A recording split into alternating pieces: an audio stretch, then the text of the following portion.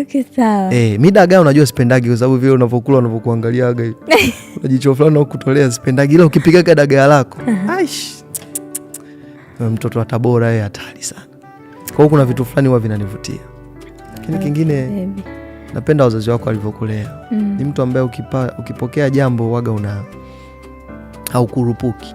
Ni mtu fulani ambaye yani kuna mwingine anaweza ukamfanyia jambo mtaa mzima ukajua yani mume wangu unajua alichonifanyia.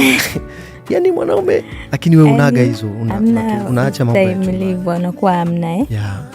So na moments nyingi ambazo zimenifanya na wewe. Nadhani umenielewa. Lakini pia kingine mtoto. Unajua watoto wanasaidia sana. Hivyo unajua mimi naye bila mtoto muda mwingine tungekuwa tushaachana. Kuna muda wewe maisha alikupiga. Ukawa unawaza utakaa vipi mbali na mimi. Mtoto utaliana nani uongo? Kama unakumbuka kuna kitu kilikuwa ananipa jeuri. Nafikiri unakumbuka. Nikumbushe. Kilipoondoka hicho tu nikawa nawaza naleaje mtoto peke yangu. Kazi. Au nini? Nikumbushe.